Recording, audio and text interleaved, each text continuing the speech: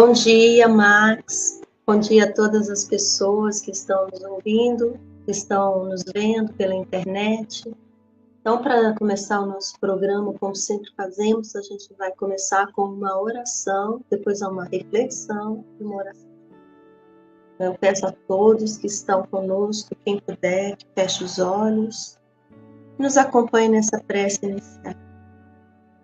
Jesus, Mestre amado, Mestre querido, nosso modelo e guia, que você possa estar conosco, Senhor, como esse amigo generoso, que sempre nos acompanha, que os seus ensinamentos estejam sempre em nossas mentes, para que possamos, Senhor, fazer as melhores escolhas, tomarmos as melhores decisões na nossa vida, que possamos também auxiliar aqueles que conosco convivem, que seja por ações, que seja por essa prece, que seja por vibrações, que possamos ser esse pontinho de luz que leva um pouco de paz ao nosso irmão, ao nosso vizinho, ao nosso amigo, que possamos em cada ação, Senhor, lembrar do seu proceder,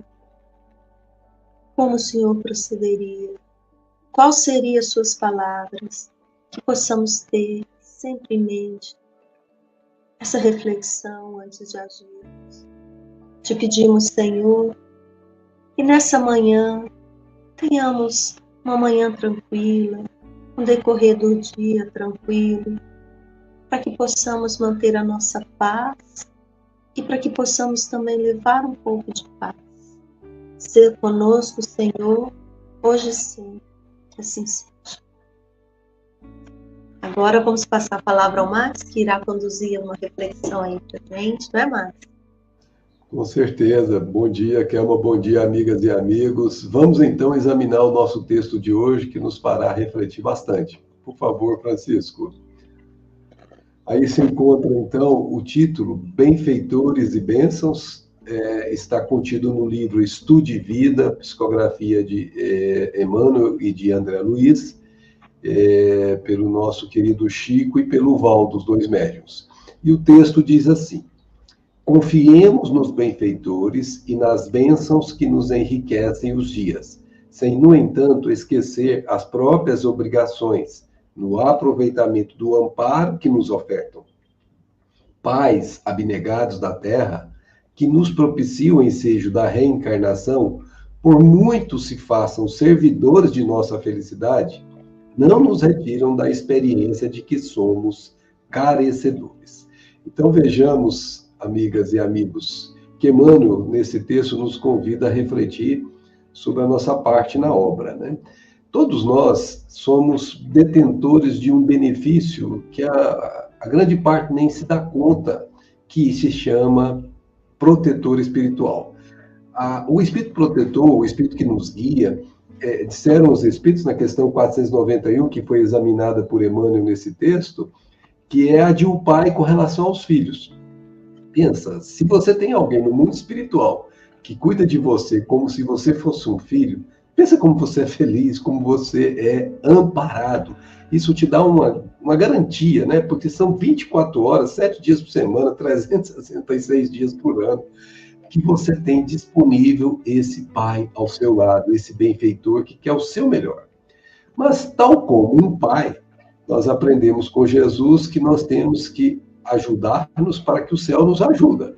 Não adianta ter um pai extremamente esmerado na educação de um filho, mas um filho relapso que não se preocupa com seus próprios deveres, com as suas próprias obrigações, e que mesmo tendo um pai zeloso, o pai não pode fazer por ele o que somente a ele compete fazer. Vamos imaginar, por exemplo, uma criança com deveres de casa.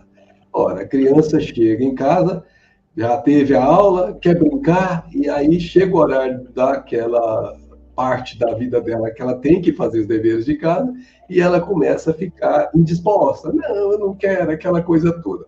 Um pai responsável, uma mãe responsável, não coadunará com essa atitude da criança e vai, com gentileza, com tranquilidade, dizer a filho, a vida ela é repleta de muitas oportunidades de aprendizado, mas também de diversão, como você está tendo. Mas cada um tem o seu tempo, e agora chegou o seu tempo do aprendizado. Vamos fazer a tarefa?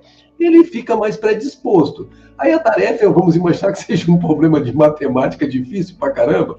O menino está fazendo aquele problema, não dou conta, mãe, não dou conta, pai, não sei o quê, e vou largar isso para lá.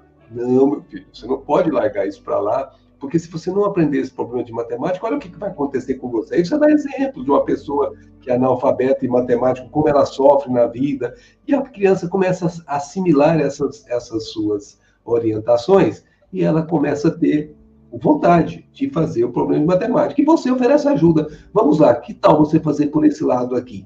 Aí a menina começa a fazer com o seu estímulo, mas ele faz com as próprias mãos. Então aí você conseguiu fazer com que esse aprendiz da vida, que somos todos nós, estimulado pelo benfeitor espiritual que todos nós temos, consiga executar aquilo que a experiência lhe solicita. Ninguém adquirirá qualquer experiência íntima no seu íntimo se não passar pela prova, pelas dificuldades, se não passar pelo aquele movimento que a têmpera se faz. Se o menino não passar pela matemática, fazendo aquele exercício, tendo dificuldades, ele nunca vai aprender matemática. No início, é claro que as provas são difíceis, mas uma vez executado 2, 3, daqui um pouco, aquilo passa a ser habitual e o grau de dificuldade desaparece.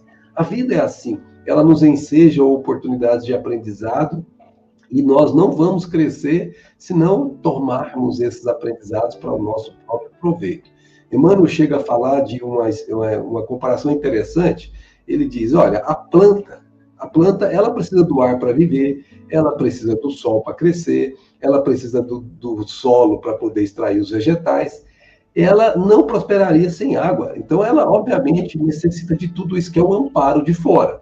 Mas deve produzir por si mesma. Eu achei essa expressão excelente. Ou seja, tudo isso está ofertado, mas o fruto para o qual ela foi planejada na sua intimidade, ela tem que fornecer. É a responsabilidade, entre aspas, da planta, como é a responsabilidade de cada um de nós. Nós também temos que fornecer um fruto do nosso esforço para a vida. Nós temos que ensejar a vida, oportunidade de deixar nela as nossas marcas edificantes, de forma que aqueles que passarem conosco, ao nosso lado, sentirão o impacto da nossa presença naquilo que a gente produziu de bem. E quando a gente faz isso, aquilo que se chama consciência em paz se impera dentro de nós, e nós passamos a ter a tranquilidade íntima e a certeza do dever cumprido. Não é mesmo, Kelma? É verdade, a gente tem às vezes a vontade de colocar a responsabilidade no outro, mas tem a nossa parte. Com certeza, Kelma. E aí nós não podemos de modo algum delegar as nossas próprias responsabilidades. Elas são nossas e elas precisarão ser executadas. Então, minhas amigas e meus amigos, pensemos nisso, refletemos sobre isso e verifiquemos se nós não estamos relegando certas experiências que, mais do que nós pensamos, farão nos crescer muito mais na direção do mais alto do que se ficarmos relegando, postergando ad eterno. Nós temos que executar aquilo que a vida nos pede. Se fizermos com o coração aberto, lembremos de Jesus. A quem pede, se dará. Se nós estamos pedindo o trabalho que nos faz crescer, vamos receber o crescimento. E nunca nos esqueçamos, trabalho é uma lei divina. Sem trabalho não há progresso. Por isso Jesus diz, meu Pai trabalha sempre. Trabalho também. Quem de nós aqui vai dizer que não pode trabalhar se o mestre, que é nosso modelo e guia, trabalhava sempre junto com o Pai? Quem somos nós para relegar o trabalho? Então vamos agora, nos aproximando do final, fazer a nossa prece de encerramento para que esses ensinamentos que Emmanuel nos trouxe, que Jesus nos trouxe, que a doutrina espírita de uma maneira geral nos traz, que eles sejam realmente internalizados em nossa intimidade e que nossos movimentos diários possam refletir-se a partir deles. Então vamos àqueles que se sentirem bem, fiquem à vontade para fechar seus olhos e vamos nos ligar a Deus agora através do pensamento elevado e dizer gratidão, Senhor, por mais esse dia abençoado que o Senhor nos concedeu para as experiências necessárias a que devemos nos submeter para o nosso próprio bem. Gratidão, Senhor, por termos neste lar acordado mais uma vez, repletos de luz, de paz e de vida que o Senhor nos dá em abundância. Gratidão, Senhor, por termos uma família, por termos um corpo, por termos saúde, por termos as dificuldades e podemos vencê-la, por nos ajudarmos para que o céu também nos ajude. Gratidão, Senhor, por todos os empecilhos que se nos ocorrem na vida, porque sabemos que são por eles que nós nos tornamos fortalecidos na obra do bem. Senhor Jesus, nós te rogamos, Mestre Senhor, que nos auxilie a seguir teus mandamentos, os teus ensinos, a fim de que possamos viver a tua mensagem hoje e sempre. Que assim seja. Kelma, temos aí uma noticiazinha aí, né, sobre livros?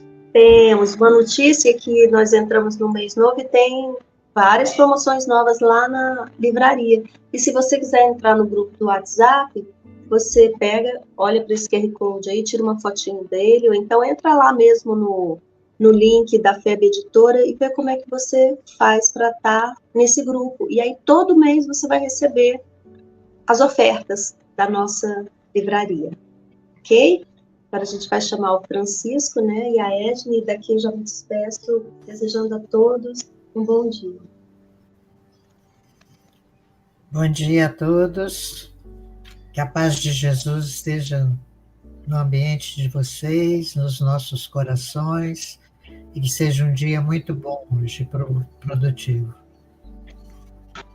Bom dia a todos, fiquem com Deus, muita paz. Muita paz, gente. Até breve.